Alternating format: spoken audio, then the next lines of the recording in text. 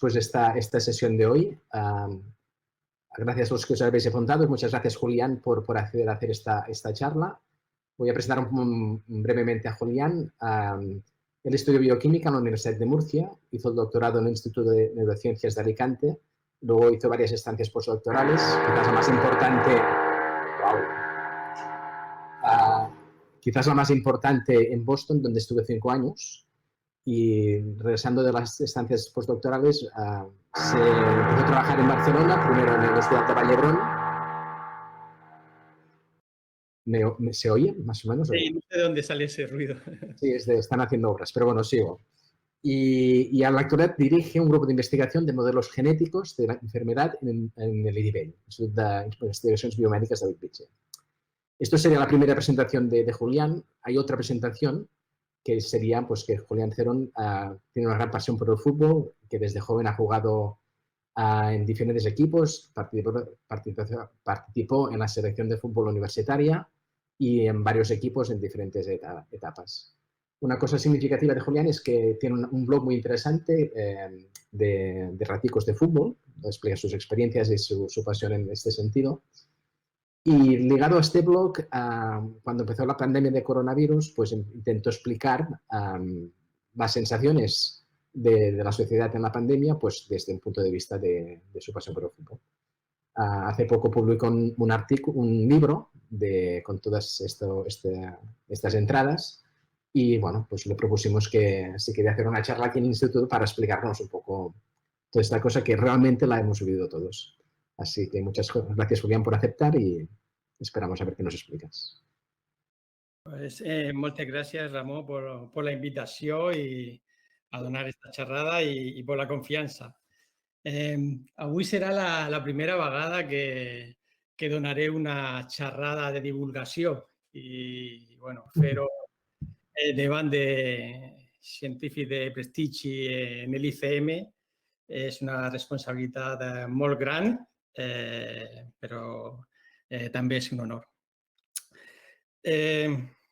La COVID explicada con fútbol, divulgación y ciencia en tiempos de pandemia.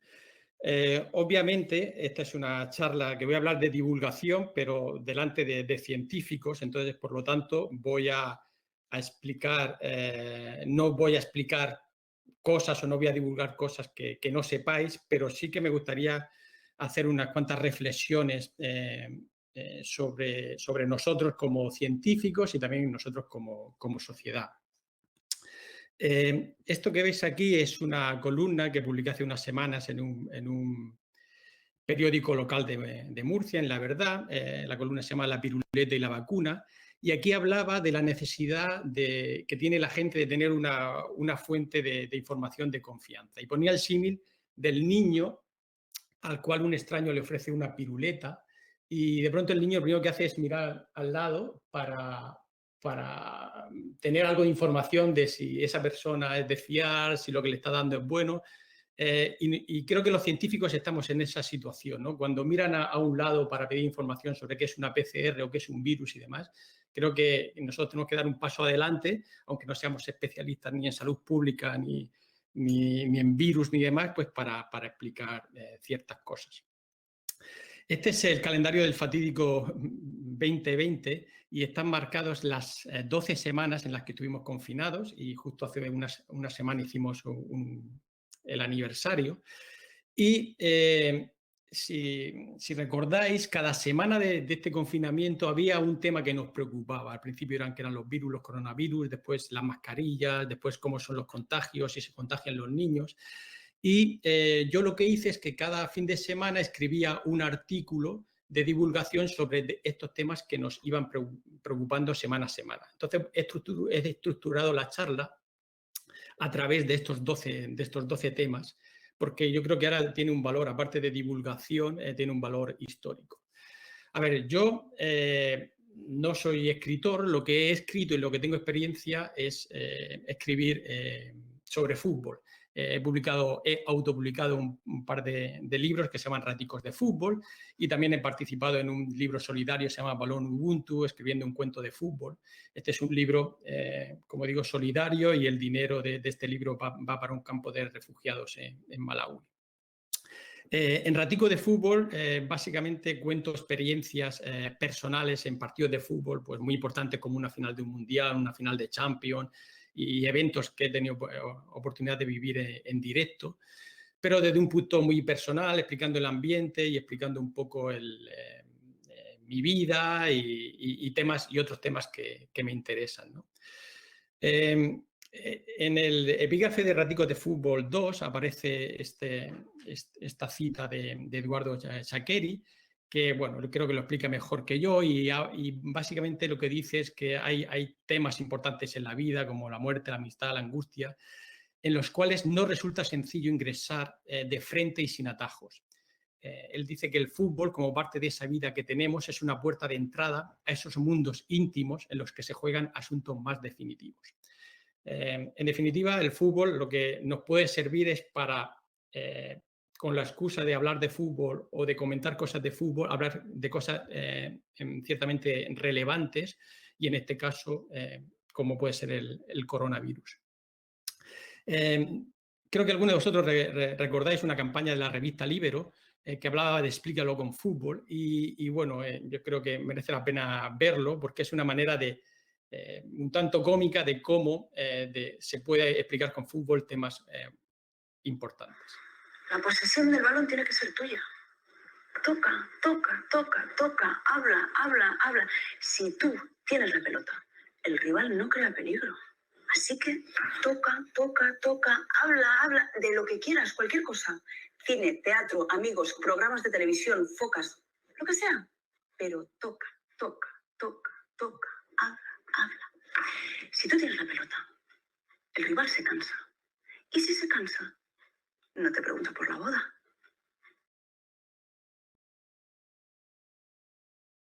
Aquí os dejo otro ejemplo. ¿Cuánto dura un entrenador en un equipo grande? ¿1 año? 2, como mucho. Y cuando empieza a no haber resultado, se cambia de entrenador. Cuando no se juega bonito, se cambia de entrenador. Cuando no hay proyecto, se cambia de entrenador. Cuando el otro equipo ya sabe lo que juegas, se cambia de entrenador. Ciclos. Son ciclos. Y ahora mismo nuestro ciclo no da para más. Ni hay proyecto, ni se juega bonito, ni hay resultado. ¿Entiendes lo que te quiero decir?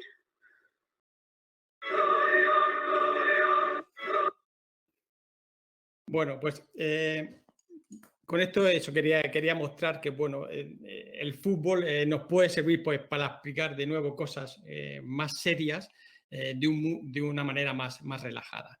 Y así empezamos por la semana 1 y la primera semana las preguntas que nos llegaban a la gente que sabemos algo de biología y que trabajamos en temas relacionados con la biología eran preguntas muy básicas, ¿no? De ¿qué es un virus? Y te das cuenta que hay una gran mayoría de gente que no distingue o no sabe cuál es la diferencia entre un virus y una bacteria. Bueno, digamos que ahí lo que había que explicar es que el virus es diferente a una bacteria y que es mucho más simple que una bacteria y que esa simpleza al final le hace que sea más difícil de atacar, ¿no? Y ponía el símil con un equipo, una bacteria puede ser un equipo de fútbol complejo. Por ejemplo, la bacteria tiene su complejidad pues, para crear una pared celular, para sintetizar proteínas. Entonces, tú puedes atacar esa complejidad. Pero si tú te presentas ante un equipo que se cierra en 2 líneas defensivas, con unos mecanismos muy simples, esto lo hace más difícil de atacar. Y hacía el símil con la Grecia del 2004 que ganó la Eurocopa en Portugal y bueno, donde Caristeas fue el héroe de ese equipo, ganaron todos los partidos por 1-0 y casi de milagro. Y bueno, Caristeas pues, fue como un poco el héroe, como Leónidas fue en la batalla de las Termópilas para los espartanos contra los persas. Lo siguiente es que, bueno, coronavirus es algo mucho peor que un virus, ¿sí o no? Bueno, lo primero que había que explicar es qué significaba COVID-19 y qué significaba SARS-CoV-2. COVID-19 en realidad viene de coronavirus disease 2019, que fue cuando se detectó, y el SARS-CoV-2 es el nombre del virus, ¿no? Entonces, cuando uno ve SARS-CoV-2, lo primero que pregunta dice, bueno, quizá esto significa que ha habido un 1, y ese 1, ¿cuándo ocurrió? Y esto es algo que ni yo mismo sabía. Cuando uno empieza a leer artículos, se da cuenta, esto es un Nature Review Microbiology, que en realidad hubo un SARS, un coronavirus hace unos años y también otro coronavirus que se llamaba MERS. Y uno, mirando esta revisión, pues ve gráficos que suenan muy familiares, ¿no? Coronavirus, que están en murciélagos y que por medio a través de otras especies intermedias llega al hombre y a partir de aquí existe una infección comunitaria. Pues bien, el SARS-CoV-1 en el 2002-2003 se causaron unos 8.000 casos en 27 países diferentes con 774 muertes. Y otro coronavirus de la misma familia, el MERS, causó 624 muertes de 1.700 casos. Esto, estamos hablando de una letalidad del 30%. Obviamente, habría posiblemente muchos casos que no estuvieran diagnosticados.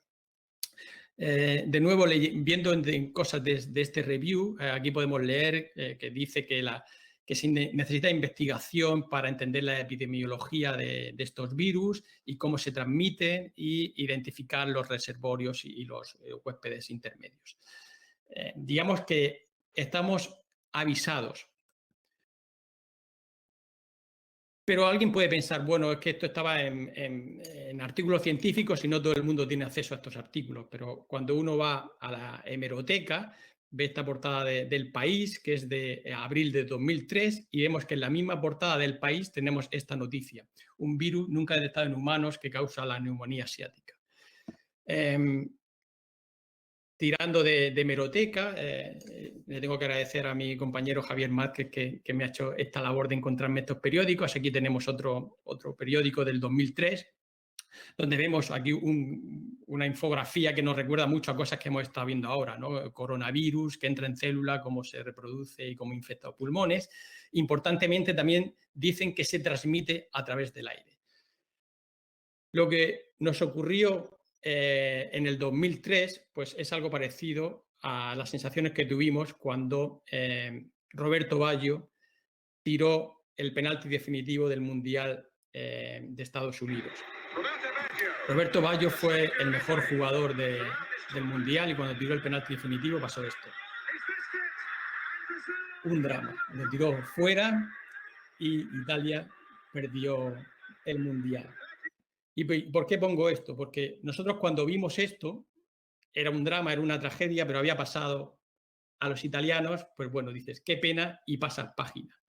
Pero yo creo que esta es una de las lecciones que hemos aprendido en la pandemia. Hemos aprendido que debemos y tenemos que empatizar con lo que pasa en otros países. Y bueno, yo creo que esto es una consecuencia obvia de la globalización, de lo malo que le ocurre al país vecino o incluso a un país lejano te puede afectar.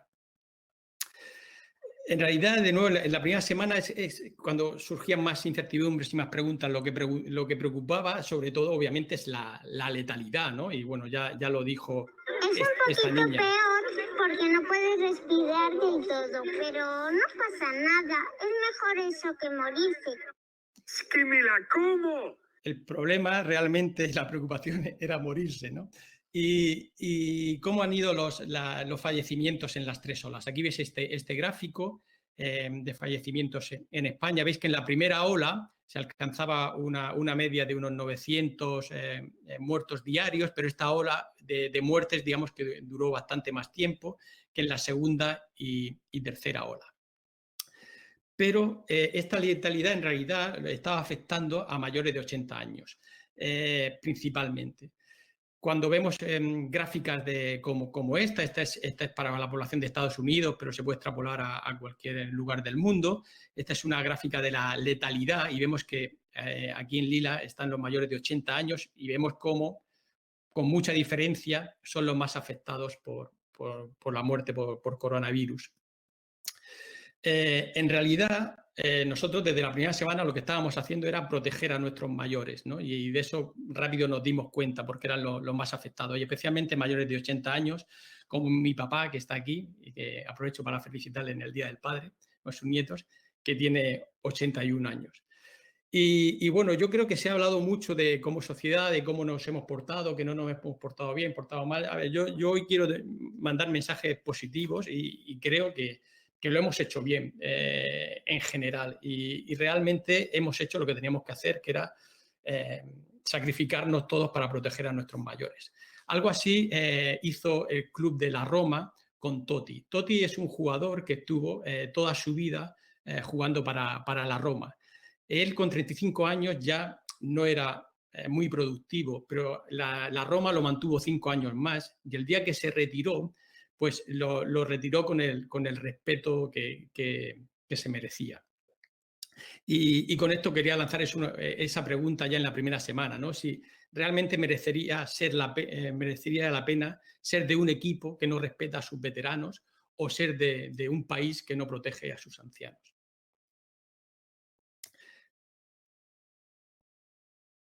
Otra cuestión que surgía ya en la primera semana es si el virus que había circulado por Europa era diferente del virus chino. Eso ya me sorprendía, ¿no? Y yo creo que el concepto de mutación, de cepas y variantes y de especies era otra cosa que se confundía mucho. Yo lo expliqué con fútbol de la siguiente manera. Las mutaciones ventajosas para un virus son las que se quedan y las negativas tienden a desaparecer. Y esto en los equipos de fútbol también pasa con los jugadores que se incorporan a la plantilla. Aquellos que la mejoran, estos jugadores se mantienen durante un tiempo y los que no, pues desaparecen. Aquí veis la evolución del Barça desde el 2011 al 2020, como pues, Piqué, Busquets y Messi, obviamente, se han quedado todo este tiempo porque son fundamentales para el equipo. En la segunda semana empezamos a hablar de test, ¿no? de cómo se testa y la importancia que tenían los test para controlar la epidemia. El doctor Tedros de la Organización Mundial de la Salud lo repetía de una manera pues, contundente y muy sencilla, porque al final es casi la manera más directa de transmitir el mensaje. Decía esto. We have a simple message for all countries. Test. Test, test. Enseguida hice una analogía con otro mensaje simple y contundente de Luis Aragonés. Y ganar y volver a ganar y ganar y ganar y ganar y volver a ganar y ganar y ganar y ganar. ¿Me queréis que me tire media hora? Eso se... Pues sí, digamos que cuando ya estás un poco frito de explicar cosas de una manera más desarrollada, ya quieres lanzar el mensaje muy, muy directo y muy sencillo y lo que nos están diciendo es que los test eran muy importantes. Pero realmente nos pilló ya no solo a España, a Europa, yo creo que a la mayoría del mundo nos pilló un poco por sorpresa y no estuvimos preparados para hacer los test que necesitábamos al principio.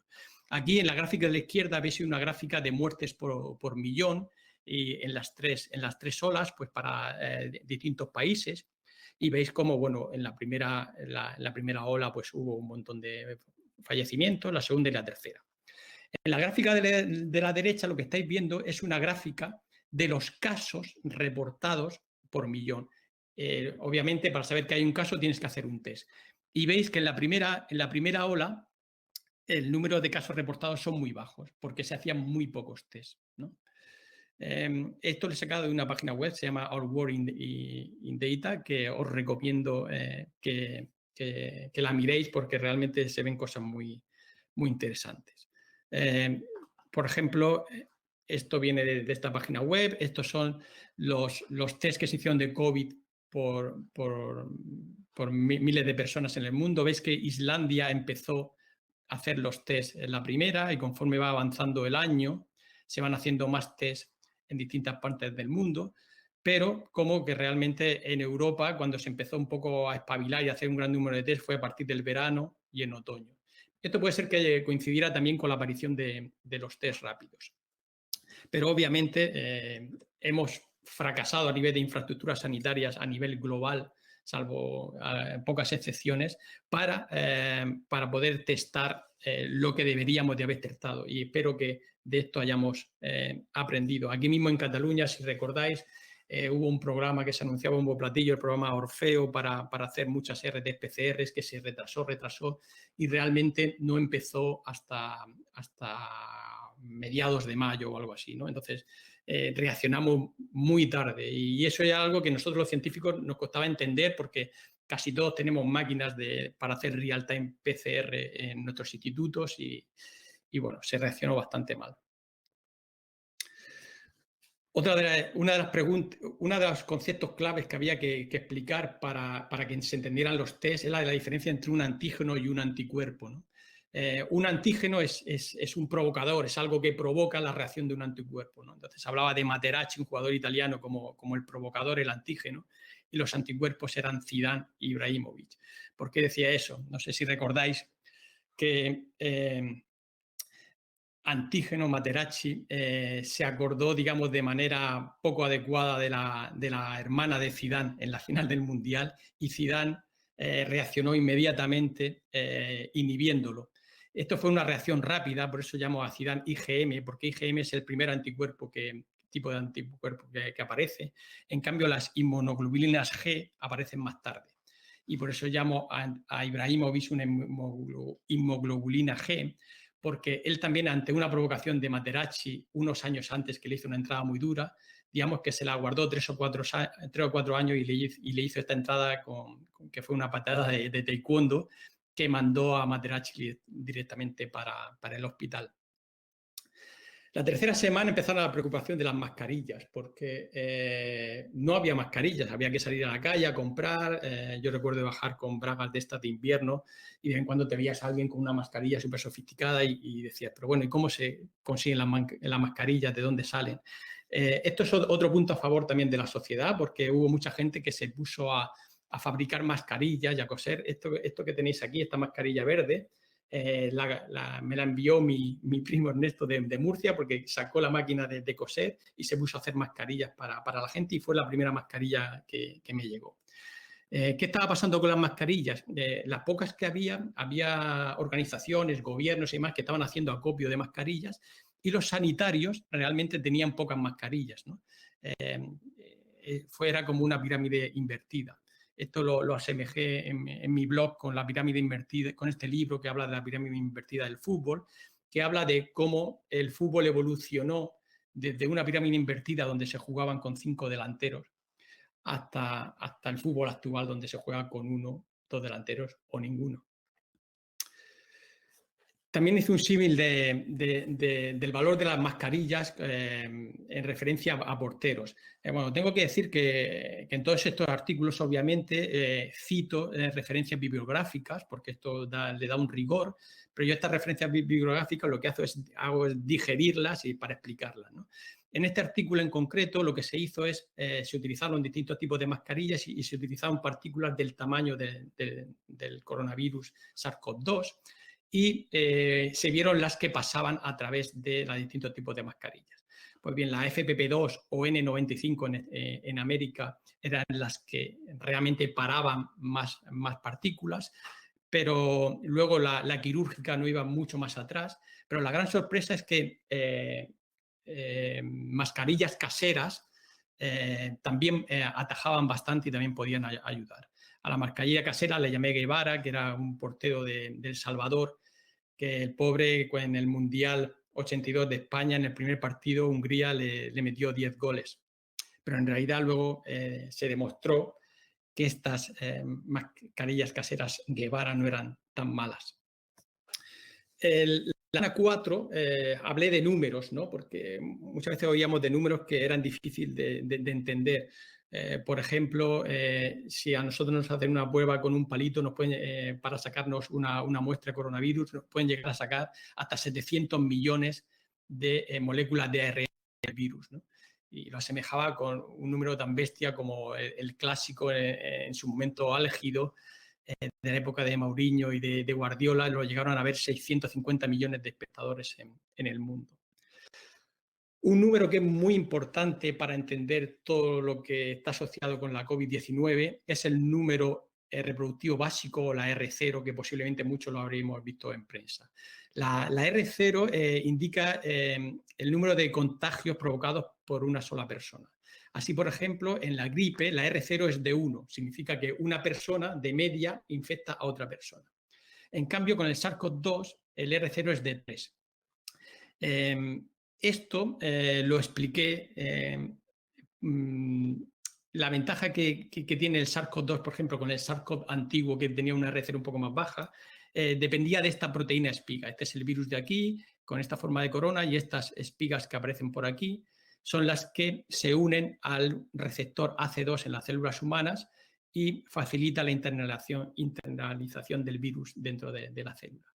Pues bueno, expliqué estas proteínas espigas con la ayuda de dos jugadores que son como espigas de altos, Peter Cross y Nikola Zigid, en el cual Nikola Zigid, su proporción de goles es mucho mayor que la de Peter Crouch y por lo tanto la R0 sería mayor. Nikola Zigid hizo pareja de delantero en el Santander con Pedro Munitis, que era muy bajo, y bueno, a la gente de cachondeo le llamaba el dúo sacapuntas. Algunos se acordarán de aquella pareja de humoristas. Como metieron muchos goles, pasaron de llamarle dúo sacapuntas a llamarle dúo sacapuntos.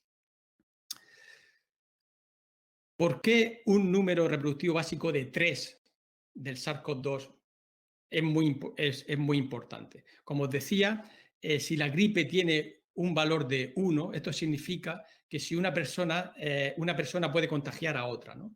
Si esto se repite durante 10 ciclos, tendremos 10 personas infectadas. Yo hacía un símil con entradas de fútbol, ¿no? Una persona regala una entrada a otra persona y esa persona regala otra entrada a otra persona. Esto se repite 10 veces y hay 10 personas con entrada. Pero ¿qué ocurre si cada persona regala 3 entradas y hay 10 ciclos? Pues una regala 3, esos 3 regalan otros 3, ya son 9, esos 9 regalan otros 3, son 27. En 10 ciclos llegamos a 59.000 personas. Y estas casi que no cabrían en San Mamés. Pero es que si hacemos un ciclo más de contagio o de regalar entradas, es que ya no cabrían siquiera en el estadio más grande del mundo, que es el estadio de Rungrado, que está en Corea del Norte. No sé en realidad si alguna vez han llenado este estadio, quizá pues allí en Corea del Norte pues para hacer desfiles de misiles y cosas de esas. Pero y en un par de rondas más llenaríamos esta maqueta, que es una maqueta de un estadio en el que cabrían 1 millón de personas. Pero hay una buena noticia con el número R. El número R de 3 se considera ese valor cuando estamos en una población inocente, una población que no toma medidas, ¿no? Como veis aquí, esta es la evolución del número reproductivo básico en España. Veis como a principios de marzo baja del 3, pero radicalmente en el confinamiento baja a valores alrededor de 1. Ahora estamos subiendo un poquito otra vez, pero todo lo que sea mantener R por debajo de 1, el virus tenderá a desaparecer. La semana 5 era sobre fake news, ¿no? Empezaron a aparecer cosas que realmente eran difíciles de creer, como métodos milagrosos de hacer gárgaras con limón o con bicarbonato y demás. Y las fake news son peligrosas, entre otras cosas, porque hacen que la R no baje tanto y nos sube la R, ¿no? Entonces, por eso hay que intentar combatirlas. Y bueno, es que realmente parece increíble la cantidad de cosas que la gente se puede llegar a creer, ¿no? Por poner un ejemplo en el fútbol, en la tercera división de Madrid hay un equipo que se llama el Flat Earth, que es un equipo fundado por terraplanistas y tiene socios terraplanistas de todo el mundo que aportan dinero a este club. Bueno, por ejemplo, por curiosidad está mirando que, mira, perdió hace un par de semanas con el Pozuelo y la semana pasada ganó al Complutense Alcalá. Bueno, pues sí, parece increíble que haya un club de fútbol de terraplanistas. A ver, este club obviamente pues tiene sus dificultades para defender sus teorías. Una de las dificultades es que al poco de fundarse va el gobierno y pone a un ministro que es astronauta, que ha ido al espacio a hacer fotos de la Tierra y la Tierra es redonda. Otra dificultad que le apareció es que uno de sus mejores jugadores, que era un jugador argentino, decidió estudiar para piloto. Y claro, pues lo que estudiaba en la academia de pilotaje pues iba un poco en contra de las teorías de los terraplanistas. En la semana 6, el tema que abundaba en la prensa era el de los niños, ¿no? Porque los niños obviamente se contagiaban menos, había menos casos graves. Aquí por poneros un ejemplo de la información que ha salido durante todo este tiempo sobre COVID-19 y COVID-19 y niños, aquí tenéis a la izquierda, hay más de 100.000 publicaciones con referencia al COVID-19, pero si ponemos COVID-19 y niños, hay más de 10.000 publicaciones. Como podéis comprender, es imposible manejar toda esta información, pero yo voy a comentar un par de cositas sobre esto. Todavía no está del todo claro, con certeza absoluta, de por qué los niños están más protegidos del virus. Posiblemente se debe a la cantidad de receptor AC2 que reconoce el coronavirus. También es posible que los niños están mucho más expuestos o han estado mucho más expuestos y más recientemente a resfriados, y el resfriado lo causa un tipo de coronavirus y por eso su sistema inmune está más preparado. Pero me gustaría hacer referencia a este artículo, que fue uno de los primeros que salió, sobre, si os acordáis en el gráfico que he mostrado antes, Islandia fue de los primeros países que hizo un montón de test. Pues en este artículo, que está publicado en el New England Journal of Medicine, hicieron el test a 13.000 personas y una de las cosas que vieron es que ninguno de las personas que dio positivo tenía menos de 10 años, ¿no? Entonces, bueno, y la gente podía pensar, bueno, es que en Islandia pues a lo mejor los niños no tienen un sistema de vida diferente o algo así. Pues no, o sea, los niños están en casa con sus padres y sus padres son muy cariñosos también. Y aquí pues, puse el ejemplo de Gudjohnsen, que jugó en el Barcelona. Gudjohnsen en un partido salió a sustituir a su padre en la selección de Islandia y como veis son muy cariñosos y le dio aquí un besito al salir al campo. Esto es un informe de la Agencia Europea de Control de la Enfermedad, el SDC, donde también os invito a echarle un vistazo si queréis, pero también habla de una franja de edad y dice que realmente los datos son diferentes para niños de 1 a 10, 11 años con niños de 11 a 18 años. Y eso, desde mi punto de vista, ha sido uno de los grandes errores que ha habido a la hora de hablar de niños, ¿no? La gente de pronto se fijaba en uno de esos 100.000 trabajos que hay sobre niños y COVID y sacaba unas conclusiones que mezclaban los datos de adolescentes con los de niños de 6, 7, 8 años, ¿no? Y eso ha generado un poquito de confusión. Luego hay colegios donde los niños están hasta los 16 años y hay colegios donde están hasta los 12 años. Entonces, todo esto ha metido bastante ruido. En el fútbol también es muy importante saber la edad precisa de los jugadores y bueno, históricamente las selecciones africanas juveniles han ganado casi todos un montón de campeonatos del mundo, ¿no? Entonces siempre estaba la duda de que, bueno, que en África igual las partidas de nacimiento se registran más tarde y demás y que eran mayores de la edad que le correspondía, ¿no?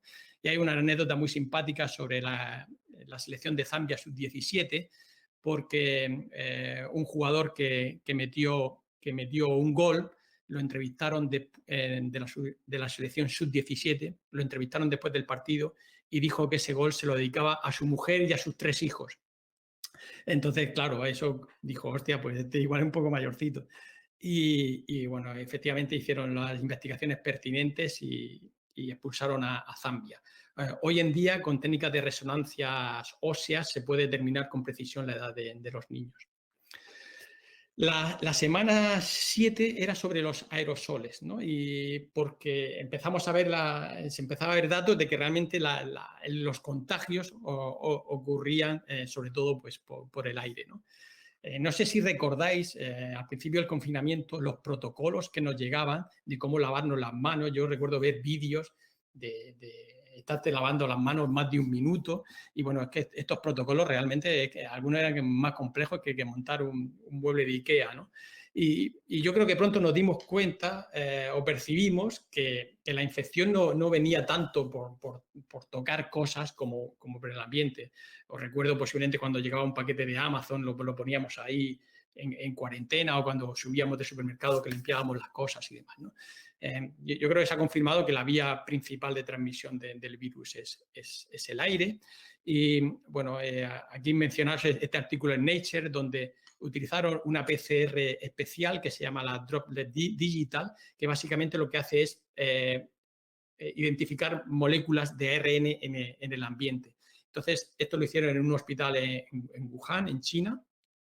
y vieron cómo, por ejemplo, la abundancia que hay de virus en los aerosoles, en el ambiente, en un cuarto de baño de un paciente de coronavirus era mucho mayor que en espacios mucho más abiertos, ¿no? Pronto empezamos a escuchar de eventos de supercontagio, de mucha gente exhalando y en sitios cerrados, ¿no? Pues este es un ejemplo de 69 personas infectadas después de hacer una hora de spinning, ¿no? Pues es algo que ahora pues, nos parece muy lógico.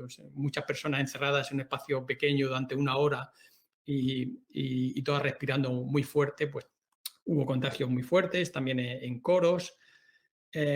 A mí hay un artículo que me gusta especialmente, que es de un periodista canadiense, que él fue, digamos, investigando eventos de supercontagio pues, a golpe de teléfono, de información y demás, y registró información de 54 eventos de supercontagio.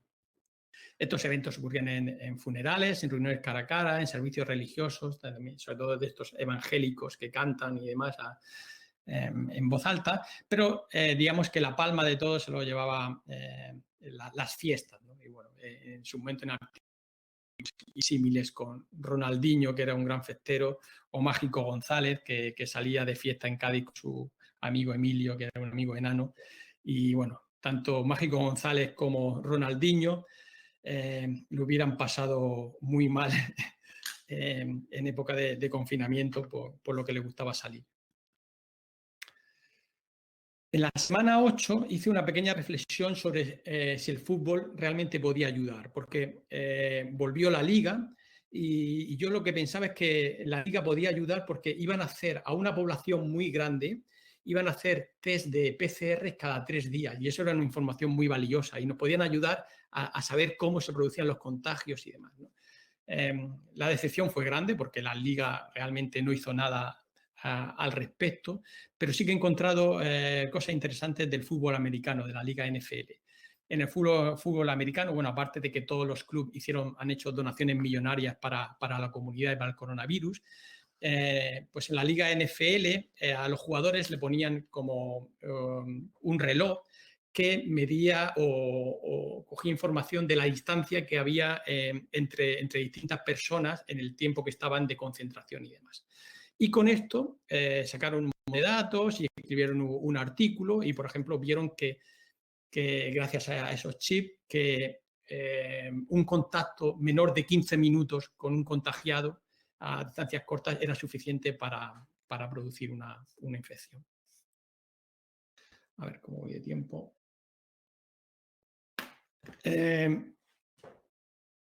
Bueno, la semana 9 hablé un poco de los distintos tipos de test, porque había test que se necesitaban, empezaba a haber bastante acceso a los test, sobre todo gente que iba al hospital a hacerse algunas otras pruebas, pues le hacían el test de PCR y de anticuerpos. Voy a ir un poquito más rápido ahora porque veo que no voy muy bien de tiempo, pero básicamente era importante saber en qué momento tú necesitabas hacerte un test u otro, ¿no? Y había que explicar que la PCR era para detectar que tenías el virus y un test de anticuerpos era para detectar que lo habías tenido, ¿no? Y esto, pues, hay aquí unos timing. Al principio puede dar PCR positivo, pero negativo para anticuerpos. Hay un momento en el que se solapan los dos tests, la PCR y los anticuerpos, y después daría negativo para la PCR y positivo para los anticuerpos. Esto lo hice un símil con los hermanos Charlton de cómo se solaparon en la selección inglesa. La semana 10 hablé de mujeres, porque también se empezaba a percibir que las mujeres sufrían menos de la COVID-19 severa. Estos son datos de aquella época y como veis aquí en lila están las mujeres, en naranja los hombres. Y era curioso porque había más contagios en mujeres que en hombres, pero luego los ingresos en UCI y los fallecimientos eran mucho menores. Esto se puede ver a que las mujeres eran más abundantes, digamos, en primera línea, pues como enfermeras o cuidando a mayores y por eso se contagiaban más.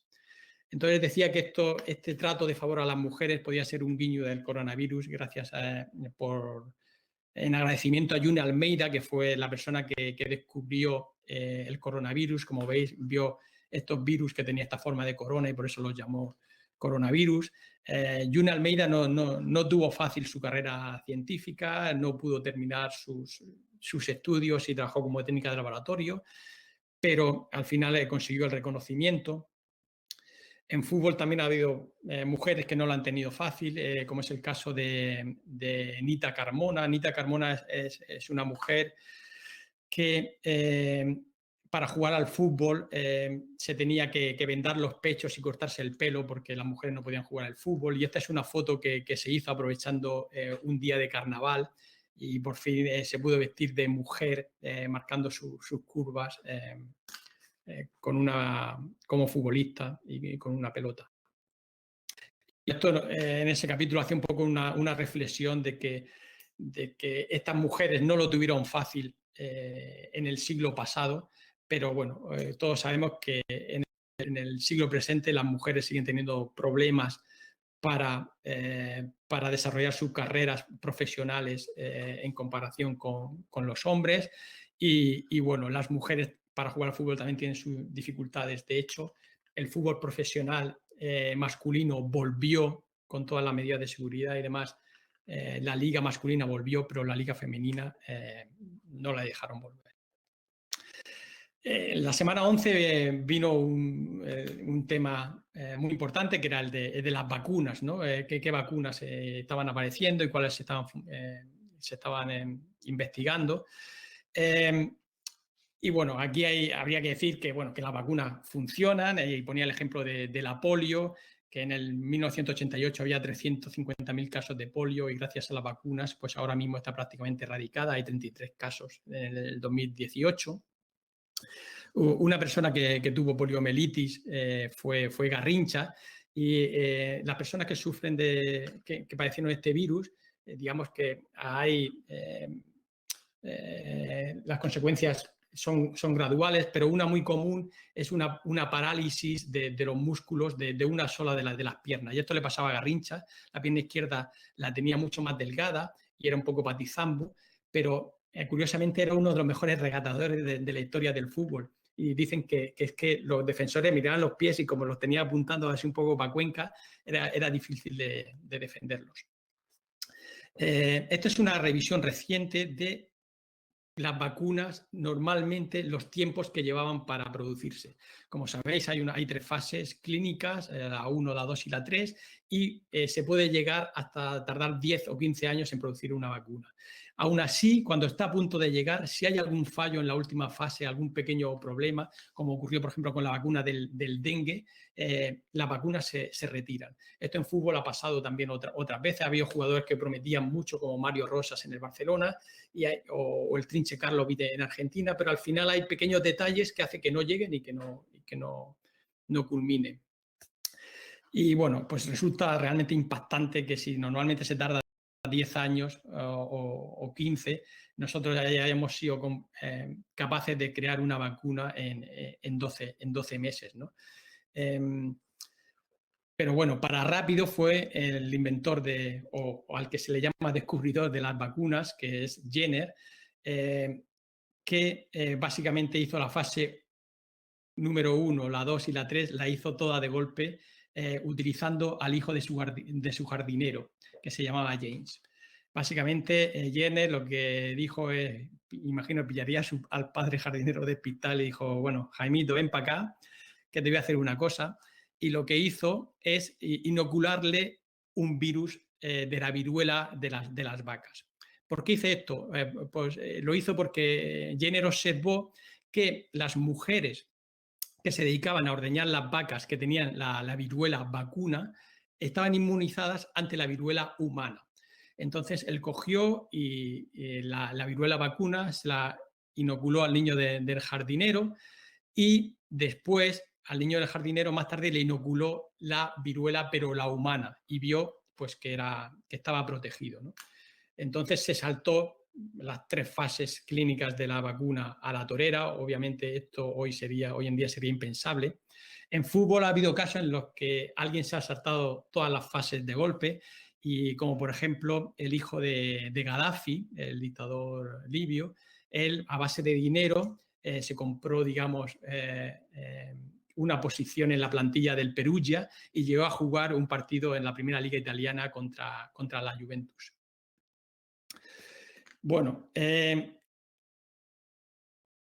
aquí una cuña, porque hasta ahora os he hablado de todo lo que he ido contando hace un año y desde que acabó el confinamiento hasta esta Navidad no he dejado no he escrito nada, ¿no? Pero esta Navidad escribí un artículo en el blog donde hablaba de 3 razones para vacunarse que podéis visitar, y también ahora recientemente he escrito un artículo haciendo una tanda de penaltis comparando las vacunas de Pfizer y AstraZeneca, pues para quitar un poco toda esa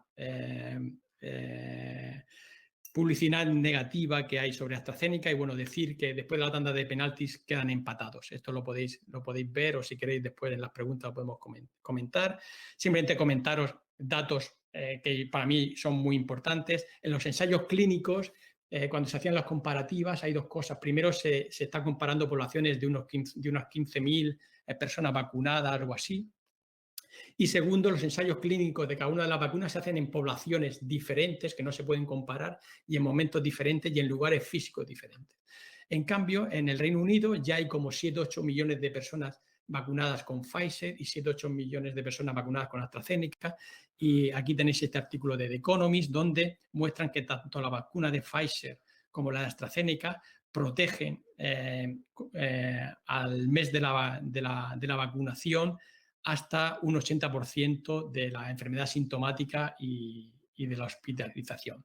O sea que las vacunas realmente están funcionando. Y la última semana del confinamiento lo dediqué pues, a hacer un poco de recopilación de lo que sabíamos y lo que no. Lo que sabíamos es que conocíamos el virus, que esto fue algo impresionante. O sea, en enero el virus ya estaba secuenciado. Sabemos que el confinamiento funciona, que los contagios ocurren en espacios cerrados y masificados, sabemos que los test funcionan, que el humor es una medicina, porque bueno, había también un poquito de humor en todo ese periodo y esto es muy importante para nosotros, que invertir en ciencia merece la pena. Yo creo que eso es una de las lecciones que hemos aprendido.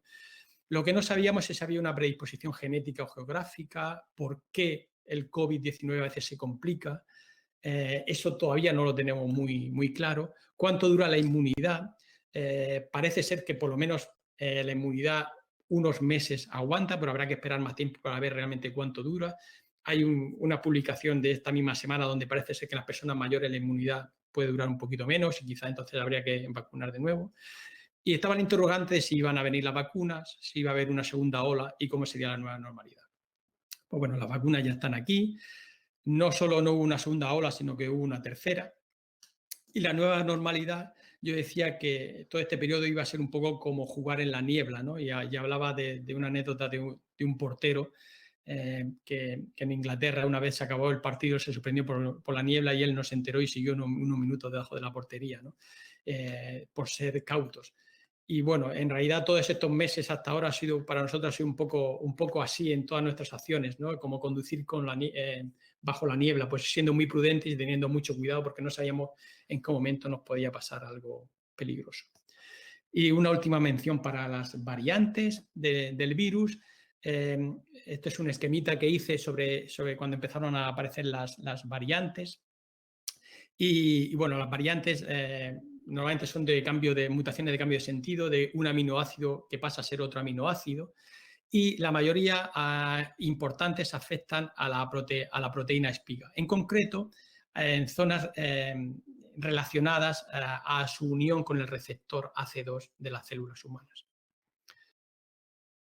Con esto hacía el símil con la selección de San Marino, que el cambio de un solo jugador, que es este de aquí, que ahora mismo no recuerdo el nombre, pero apareció un jugador muy bueno y gracias a ese jugador todo el equipo mejoró y gracias a él San Marino ganó el primer partido y último de su historia, que fue contra el Liechtenstein 1-0.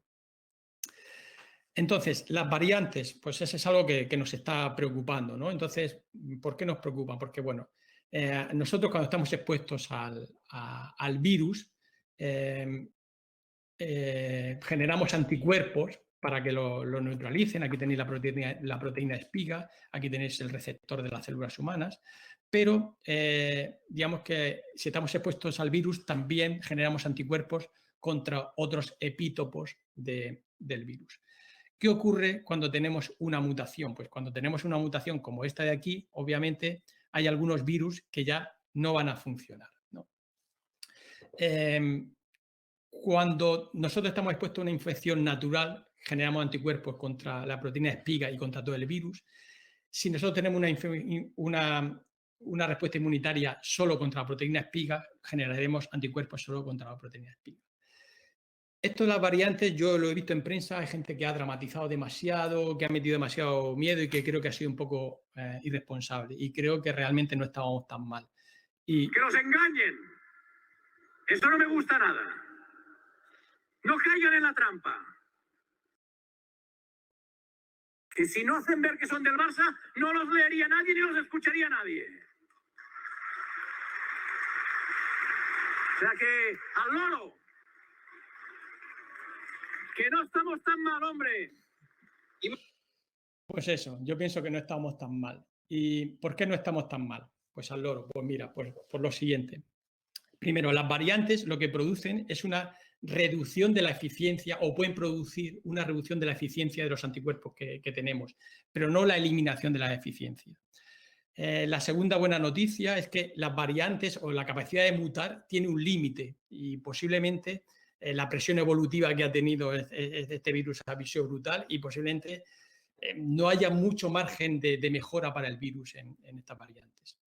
La tercera buena noticia es que las vacunas, por su naturaleza, que son de ARN y ADN la mayoría, se pueden rediseñar fácilmente contra estas nuevas variantes. Y por último, hay que recordar, que no lo he mencionado antes, es que nuestro sistema inmunitario, aparte de constar de linfocitos B que generan anticuerpos, tienen las células T o las células killer, que son muy importantes en el sistema inmunitario y estas no se ven afectadas por las variantes. Así es que bueno, por las variantes hay que estar preocupados, sí, pero sin pánico. Y esta ya es la última diapositiva que os quería mostrar. Obviamente hemos pasado todos por momentos difíciles este año, ya no solo psicológicamente o anímicamente, hay gente pues, que ha perdido trabajo, ha perdido familiares y bueno, casi todos hemos tenido nuestros ratitos de bajón, de llorar o de esconder la cara en las manos y de estar realmente muy tristes, pero sinceramente quiero mandar un mensaje de esperanza y recordando esta frase de un poeta libanés que decía que la tristeza es un muro, pero que separa solo dos jardines.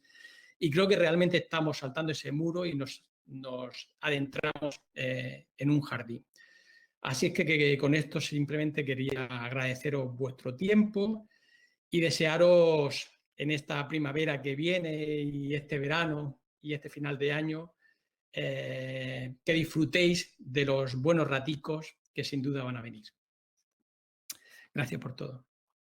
Si tenéis preguntas.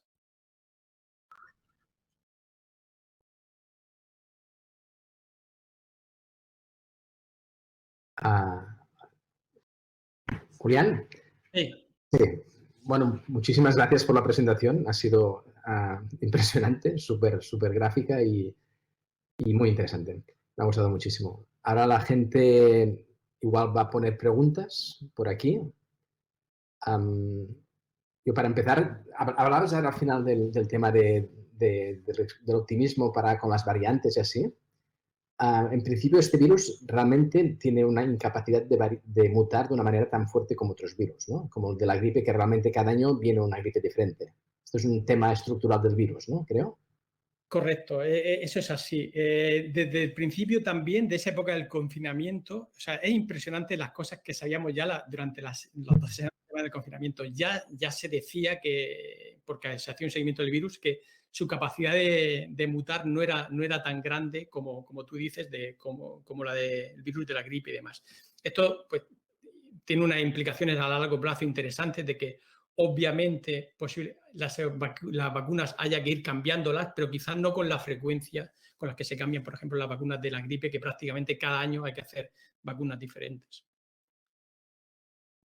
Y el tema de las vacunas, el tema de que se hayan...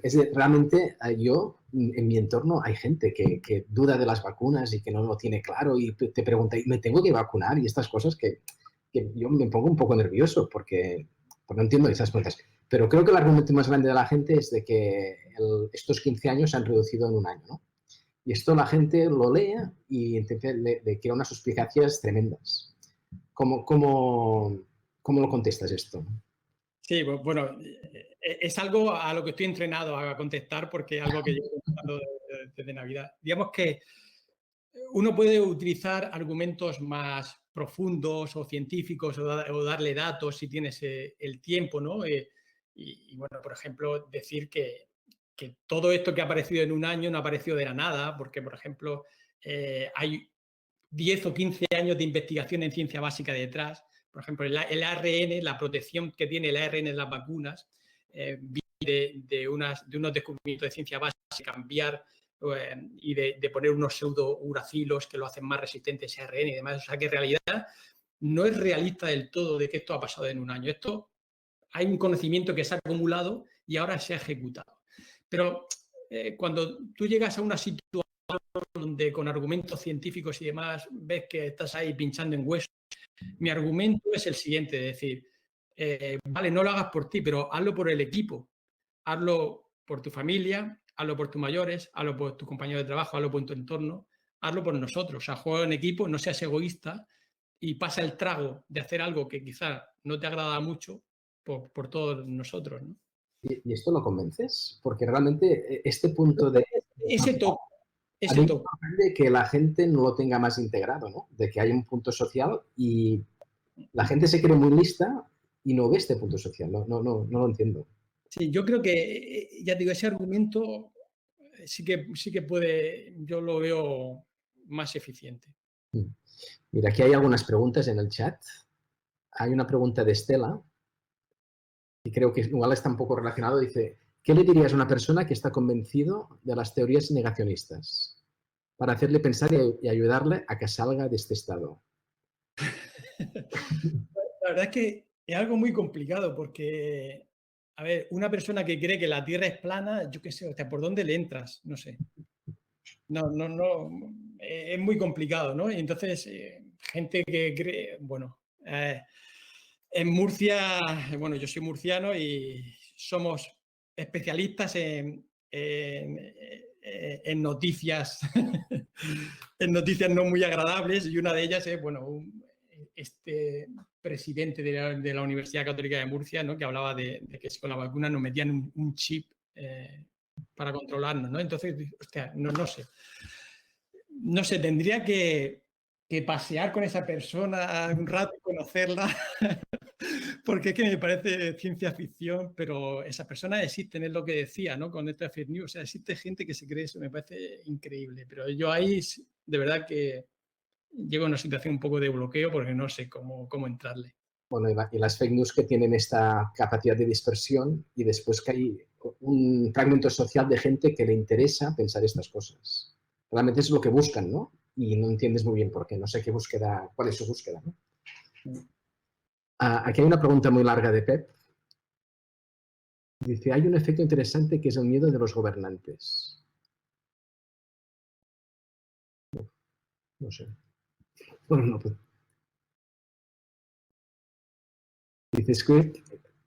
Bueno, la puedes leer tú, porque es que es súper larga y yo sí que la leo. Vale, sí. Bueno, lo que tú decías, ¿no? Pepe un poco habla de esa desconexión entre gobernantes y ciencia, ¿no? Y estoy totalmente de acuerdo. Tenemos infinidad de ejemplos durante toda la pandemia, pero tenemos uno muy reciente que a mí me ha dejado un poco también en shock. Nosotros tenemos en Europa una agencia europea de seguimiento de enfermedades infecciosas, la ECDC esta, que es análoga a la americana CDC. Y ayer, como algunos sabréis, publicó su informe sobre la vacuna de AstraZeneca. Pues los gobernantes, antes de que los especialistas se pronunciaran, paralizaron la vacunación. O sea, este es un ejemplo más de la falta de respeto o del ninguneo que de los gobernantes con respecto a la ciencia. Y la verdad es que es algo que pensábamos que lo habíamos ganado, pero es muy evidente con la noticia de esta última semana que no lo hemos ganado. O sea. Comenta Celia de que se habla poco de la COVID persistente, de la gente que realmente la ha sufrido durante mucho tiempo o que ha quedado como atrapada, ¿no? en un malestar. ¿Qué piensas de esto? Sí, estoy de acuerdo con esto y es uno de los grandes problemas, creo, de la COVID, ¿no? Que no es solo pasarlo mal unos días y ya está, ¿no? La buena noticia de cosas que he leído en las últimas semanas es que al parecer las vacunas están haciendo remitir los síntomas de esa COVID persistente, ¿no? Entonces, eso es muy interesante, pero es algo que vamos a necesitar tiempo pues, para ver cómo eso se recupera y si van a quedar más secuelas a largo plazo. Pero sí, estoy de acuerdo que es una de las preocupaciones. Mercedes te pregunta, ¿cuánta seguridad hay de que la presión evolutiva haya sido tan grande que la posibilidad de mutación sea muy baja?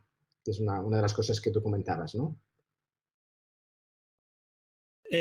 A ver, no soy especialista en esto, ¿no? Pero un poco lo que he leído en cuanto, al parecer, la presión evolutiva ha sido muy fuerte en pacientes en los cuales el virus ha permanecido muchos meses.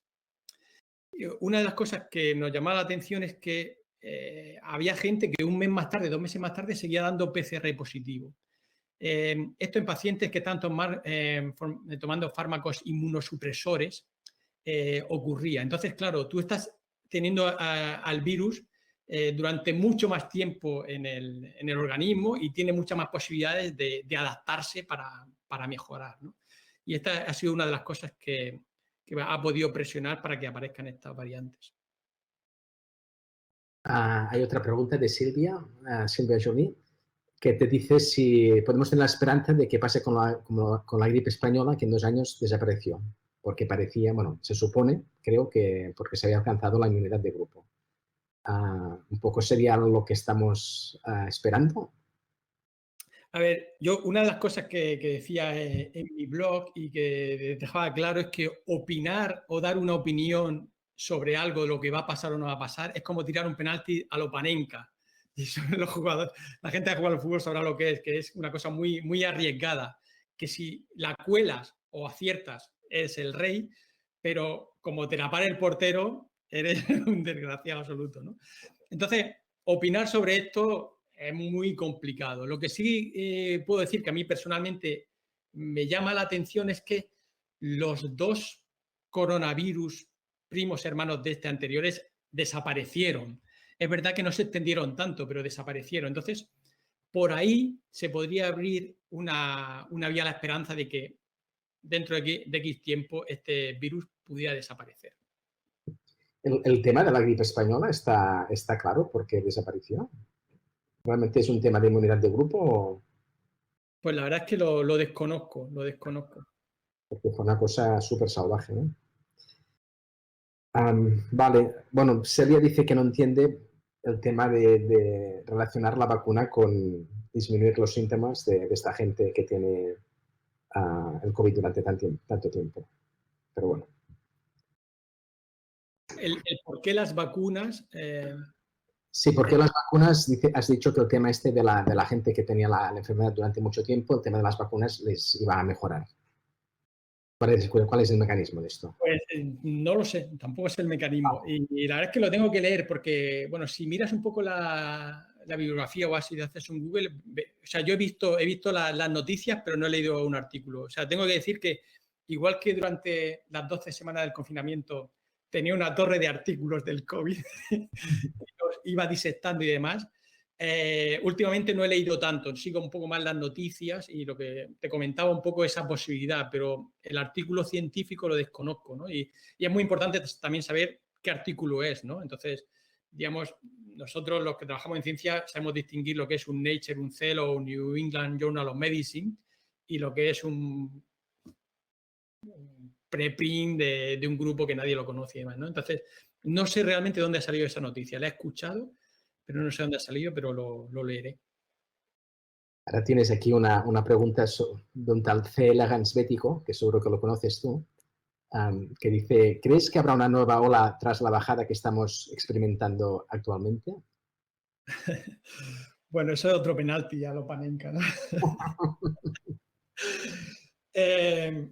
Yo creo que si hay una nueva ola no va a ser ni como la primera, ni como la segunda, ni como la tercera, ¿no? Porque obviamente las vacunas están funcionando, ¿no? Y para mí los datos estos que os he enseñado del Reino Unido son brutales. Y si hay nuevas olas, no estarán acompañadas de olas de muertes, que son realmente lo que nos importa. Tienes una pregunta aquí que acaba de entrar de Mercedes. Dice, ¿la puedes leer tú? Sí, en unas cuantas residencias de ancianos que han sido COVID-free durante la pandemia han aparecido positivos, de manera sintomáticos, tras la inyección de la primera dosis. ¿Alguna idea de por qué? Bueno, a ver, la vacuna, en el gráfico este que os he enseñado del Reino Unido, toma un tiempo hasta que es efectiva, ¿no?